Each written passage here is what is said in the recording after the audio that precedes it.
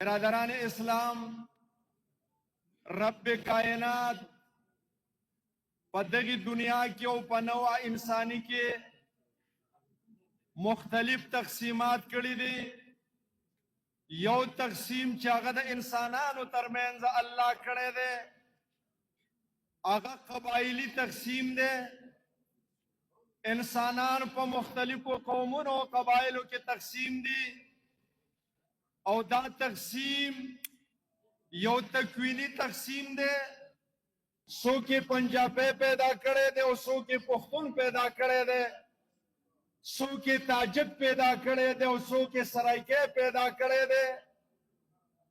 الله وایي چېرته هم د دې قومي تقسیم معنی دا نه ده چې قومونه په خپل منځ کې نفرتونه پیدا کړي،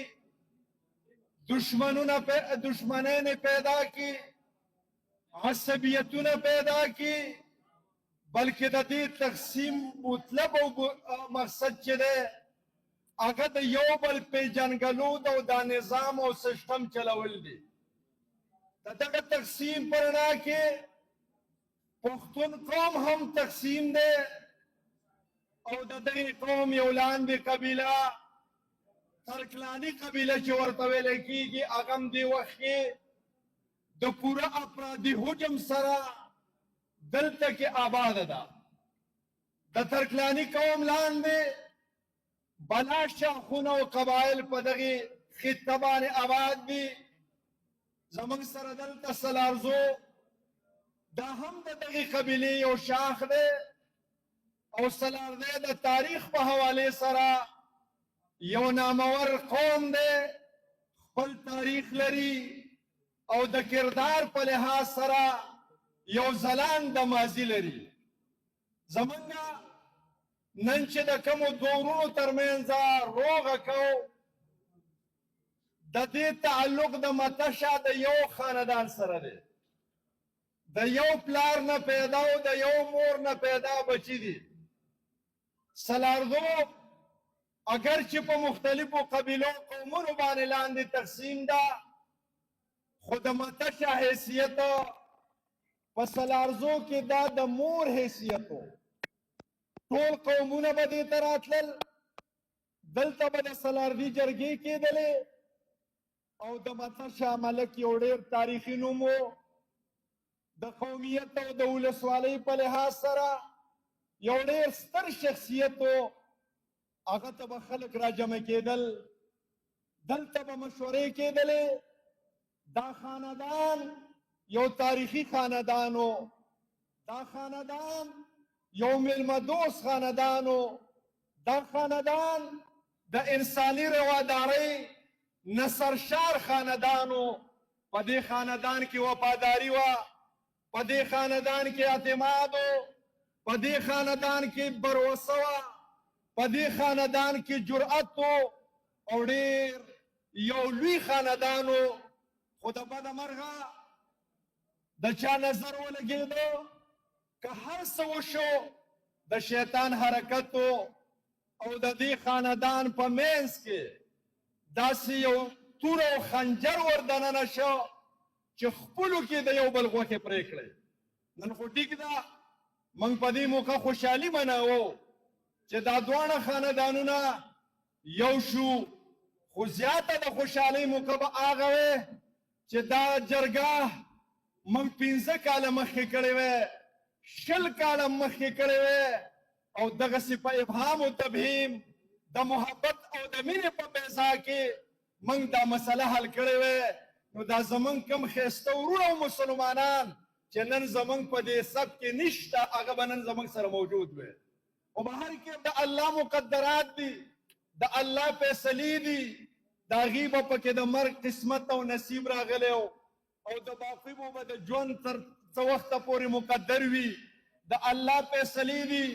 اوس هم خوشحاله یو چې دا مسله نوره د وینو د تویدو نه بچ شوله او دا دواړه خاندانونه یو ځل بیا په یو میز باندې، په یو ټغر باندې، په یو ټیبل باندې، په یو فورم باندې د راجمع کېدلو کوشش وکړو.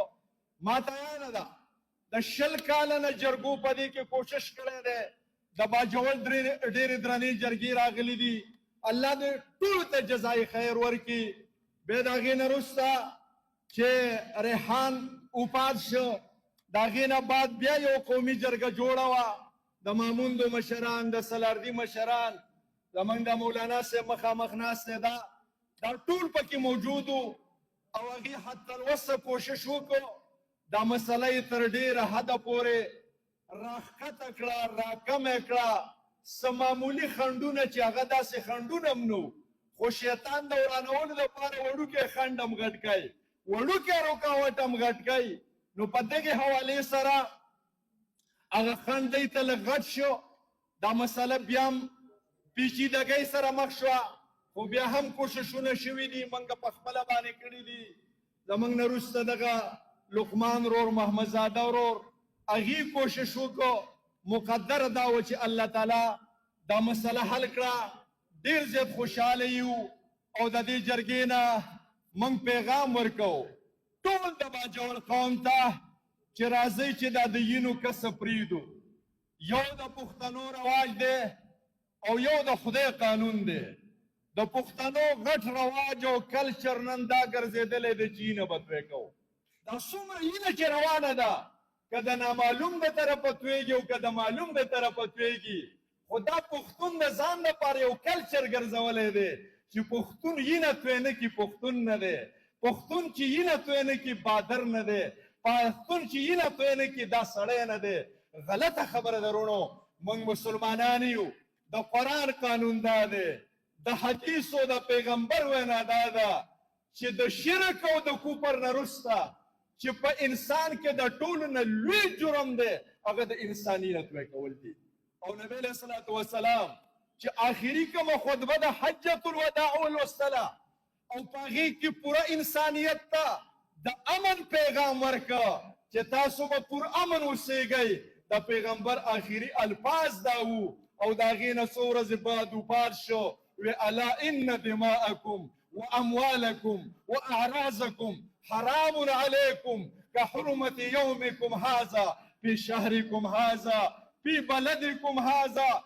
خبردار زه د دنیا نه روان یم، خو دا زما پیغام ځان سره نوټ کړئ، دا وصیت زما ځان سره نوټ کړئ چې ستاسو وینه، ستاسو مال، ستاسو عزت په یو بل باندې داسې حرام دی لکه څنګه چې د اختر د ذوالحجې د میاشتې بېعزتي حرامه ده، څنګه چې د مکې بېعزتي حرامه ده، څنګه چې د اختر د ورځې بېعزتي حرامه ده، داسې د انسان وینه تویول، د انسان عزت لوټ کول، د انسان مال غصب کول دا په تاسو باندې حرام دي. دا د پیغمبر آخري وصیت دی، د دې نه وروسته تللی دی. موږ د خپلو نیکونو وصیت منو که نه منو؟ تاسو نه تپوس کوم. د پلار وصیت منو که نه منو؟ نو چې ماته سردار دو جهان محمد رسول الله کوم وصیت کړی دی دا وصیت به منو که نه به منو؟ د نن نه به د باجوړ ولس فیصله کوي.